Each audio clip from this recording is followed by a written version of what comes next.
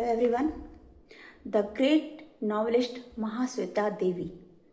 आज की कहानी इन्हीं के एक विशेष कैरेक्टर पर आधारित है जिसका नाम है द्रौपदी। द्रौपदी एक नॉवेल है, उपन्यास है। द्रौपदी एक आदिवासी महिला है जिसकी ये कहानी है, जिसमें कुछ मर्माहत पलों का वर्णन किया गया है। जैसा कि आप सभी जानते हैं कि हमारा देश जाने कब से पितृसत्तात्मक प्रदेश रहा है। इंग्लिश में से मेल डोमिनेटिंग सोसाइटी कहते हैं। और महाश्वेता देवी का जो द्रौपदी हैं वो महाभारत की द्रौपदी की याद दिलाती हैं। महाभारत की द्रौपदी में आप सभी जानते हैं कि जब चीर हरण हुआ था द्रौपदी का, तब भगवान श्री कृष्ण उन्हें बचाने आए थे।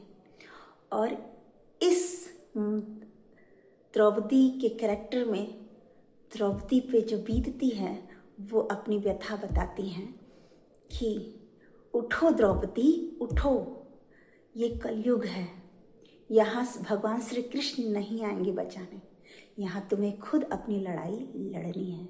मतलब ये है कि डर पर, भय पर विजय प्राप्त करना।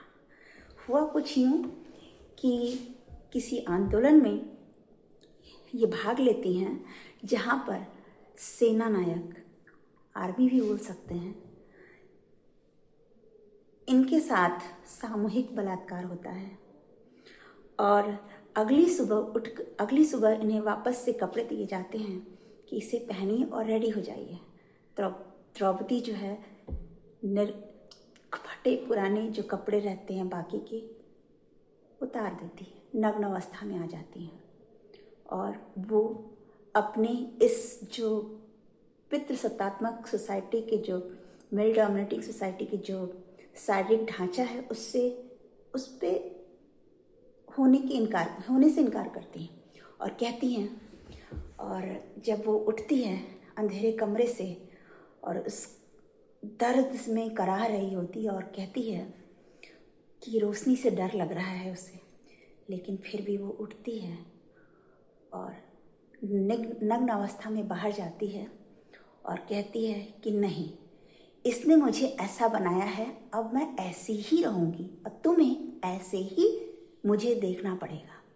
वो आती है और भीड़ इकट्ठा हो जाती है उसके सामने।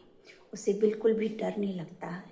लज्जा उसे आनी चाहिए जिसने गलत किया, उसे नहीं जो निर्दोष है।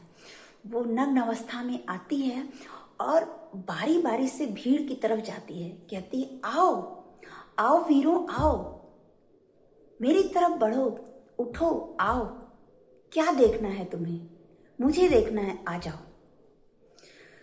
इतना कहते ही भीड़ डर के मारे पीछे हटने लगती, बढ़ने लगती है। द्रौपदी का साहस बढ़ते जाता है और वो आगे बढ़ती जाती है।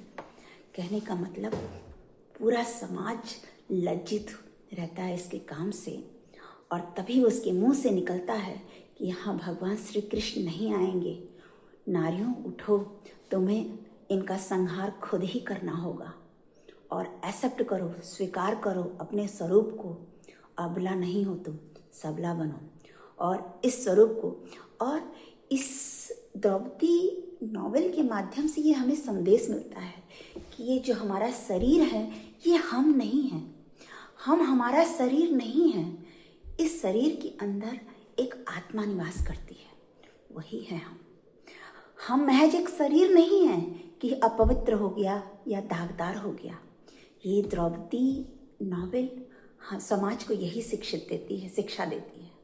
और जैसा कि आप सभी जानते थे कि पिछले कुछ वर्षों में ये बात सच है कि दबी हुई जातियाँ और नारी, ये सब पुरुष समाज में दबाए गए हैं, इसमें कोई दो राय नहीं है, ये सभी को पता है। इतिहास इस बात का साक्षी है। और आज भी कुछ लोग अपनी जाति का बहुत दम्भ भरते हैं। क्यों? जैसे कि अभी एक यूजीसी का मामला सामने आया। ठीक है, यूजीसी ने सवर्ण के खिलाफ गलत किया नहीं किया, ये उनका मैटर, उन्होंने किया। हमारे समाज के बीच में से दलित, ओबीसी, एसटी नहीं आए थे ये कहने कि हमारे खिलाफ ये काम किया जाए। ये सरकार या यूजीसी ने जिसको पावर मिली है उसका काम है। इसका मतलब ये नहीं है कि हम अपनी जाति का दम्भ भरे और उनको गलत सलत बोले कि हम घोड़ा कितना भी, गधे को हम घोड़ा नहीं बना सकते हैं। आप बड़े हैं, ठीक है, सिर्फ आप ही बड़े हैं, ये गलत है।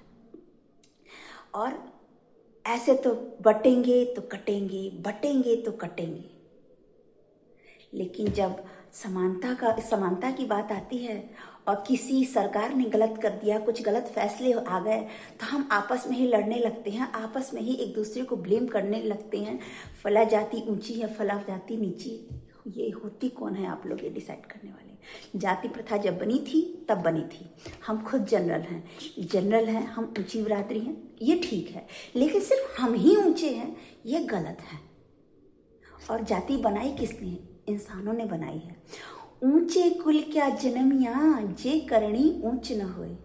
अर्थात ऊंचे कुल में जन्म लेने का क्या तात्पर्य है, जबकि आपके कर्म नीच कुल के हों? नहीं, कर्मों पे के आधार पे जज किया जाना चाहिए। जाति क्या? संविधान के रचयिता की जाति देख लीजिए, कितना महान काम कर गए। अब्दुल कलाम को देख लीजिए, कितना महान काम कर गए।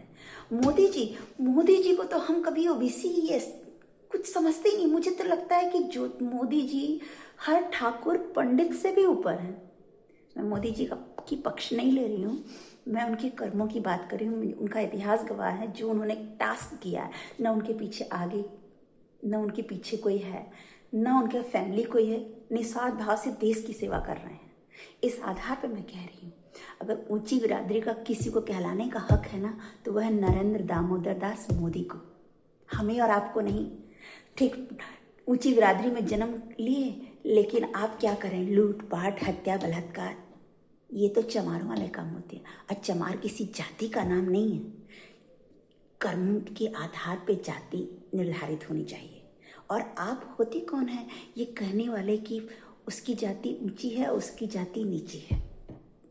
किसी एक पावर ने गलत निर्णय ले लिया, हम आपस में लड़ गए। क्यों भाई? हम जब स्कूल में, कॉलेज में पढ़ते हैं तो क्या जाति देख कर के दोस्ती बनाते हैं कि आप इस बिरादरी के, आप इस बिरादरी के हैं? ऐसा नहीं होना चाहिए। यदि हम हर व्यक्ति जिम्मेदार हो जाए अपने शब्दों को लेकर के कि हम बोल क्या रहे हैं, कहीं हम समाज को तोड़ने का काम तो नहीं कर रहे हैं। यदि आप समाज को तोड़ने का काम कर रहे हैं जाति के नाम पर, तो आप देशद्रोह कर रहे हैं। देशद्रोह मतलब समाज को तोड़ने का काम कर रहे हैं, तो हुआ ना देशद्रोह। तो प्लीज़, अगर आप जनरल के हैं अच्छी बात है, लेकिन समाज को तोड़ने का काम मत कीजिए। बाकी लोग कोई छोटा बड़ा नहीं है, अपने कर्मों से छोटे बड़े होते हैं लोग। तो सरकार का विरोध करिए, यूजीसी का विरोध करिए। हम व्यक्ति विशेष का क्यों, किसी अन्य जाति का क्यों विरोध करते हैं जाकर? क्या उन्होंने कानून बनाया है? क्या वो चल के कह रहे हैं कि हाँ बना दो कानून? उनका तो कोई दोष नहीं है, फिर क्यों? बस, थैंक यू।